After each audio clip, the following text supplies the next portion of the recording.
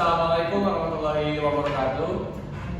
Kami dari kelompok 2. Saya Adil Lutfi Firdaus. Saya Fikri Hidayat. Saya Alia Nurlatifah. Saya Adil Purnama. Saya Rizky Fari.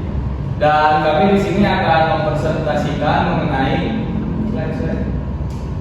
strategic teknologi yang terdiri dari 3. Yang pertama itu ada industry cloud platform. Yang kedua ada platform engineering. Yang ketiga ada wireless value realization. Dan yang pertama akan dijelaskan oleh Adi Purnama. Oke, untuk industri cloud platform, di mana platform cloud industri adalah solusi komputasi awan yang dirancang khusus untuk memenuhi kebutuhan industri tertentu seperti manufaktur, perawatan kesehatan, energi, atau sektor lainnya yang berfokus pada menyediakan alat, layanan, dan infrastruktur yang sesuai dengan persyaratan unik industri tersebut. Platform cloud industri menyediakan infrastruktur yang kuat dan terstruktur serta fitur dan layanan yang sesuai dengan kebutuhan spesifik perusahaan di setiap industri.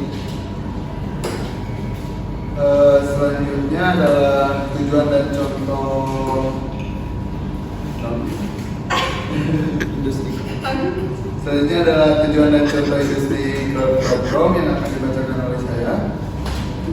Tujuannya adalah platform cloud industri meningkatkan efisiensi, produktivitas, dan inovasi dalam industri tertentu dengan menyediakan solusi teknologi yang sesuai dengan tuntutan dan regulasi sektor tersebut.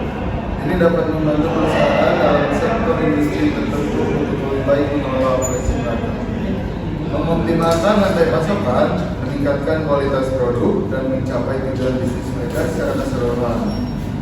Dan contohnya adalah misalnya Netflix yang memigrasikan semua basis datanya ke cloud pada tahun 2016. Hasilnya, raksasa streaming ini dapat memproduksi lebih banyak konten, menerima lebih banyak pelanggan, dan dengan mudah menangani peningkatan tajam dalam lonjakan penggunaan, biasanya saat acara baru tersedia. Perusahaan juga dapat menambah atau mengurangi jumlah penyimpanan secara real time berdasarkan fungsinya saat ini.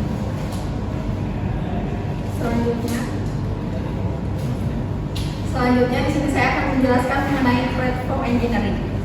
Platform engineering yaitu disiplin dalam teknologi informasi yang berfokus pada pembangunan, pengelolaan, dan perawatan infrastruktur teknologi yang mendasari suatu platform atau produk digital.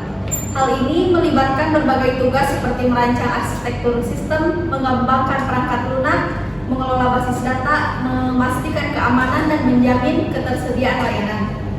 Mereka juga harus memastikan bahwa platform tersebut dapat diubah dan diperbarui sesuai kebutuhan bisnis dan teknologi yang berkembang. Kemudian tujuan dan contohnya. Adapun tujuan dari platform engineering sendiri yaitu menciptakan dan mengelola infrastruktur teknologi yang efisien dan handal agar tim pengembangan perangkat lunak dapat bekerja lebih produktif, mengikuti standar, dan mengamankan aplikasi. Hal ini juga mencakup skalabilitas, efisiensi operasional, pemantauan, kontrol biaya, dan fleksibilitas guna mendukung pertumbuhan bisnis.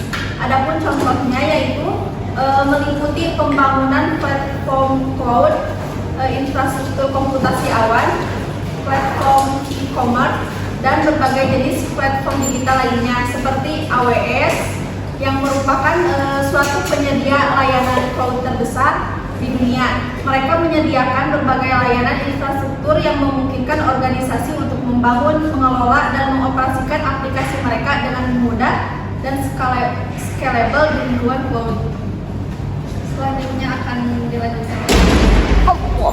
Selanjutnya ada wireless value realization. Wireless value realization mengacu pada konsep bagaimana nilai nyata atau manfaat dapat dihasilkan dari teknologi nirkabel atau wireless. Hal ini melibatkan penggunaan teknologi nirkabel untuk menciptakan nilai tambah dalam berbagai konteks seperti bisnis, industri, ataupun kehidupan sehari-hari.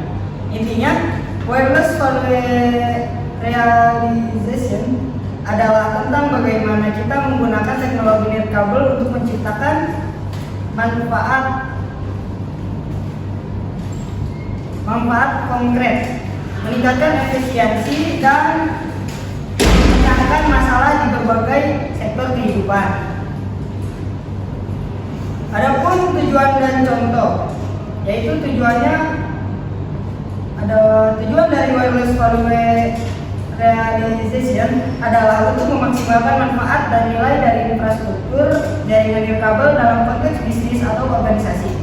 Ini melibatkan identifikasi, perencanaan, pengembangan, dan pengelolaan jaringan nirkabel untuk meningkatkan produktivitas, efisiensi biaya, kepuasan pelanggan, keamanan, dan daya saing, sambil mengadopsi teknologi terbaru dan memastikan kinerja yang optimal. Lalu ada contoh, yaitu contohnya dalam bisnis, misalnya perusahaan yang mengadopsi teknologi nirkabel untuk meningkatkan produktivitas karyawan, mengurangi biaya operasional, atau meningkatkan pengalaman pelanggan.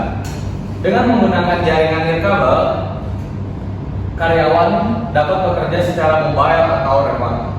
Hal ini dapat meningkatkan fleksibilitas dan efisiensi. Selain itu, perusahaan dapat mengumpulkan data yang lebih akurat dan real time untuk analisis bisnis yang lebih baik. Mungkin saya ucapkan terima kasih dari kelompok 2. Mohon maaf apabila ada kesalahan. Assalamualaikum warahmatullahi wabarakatuh.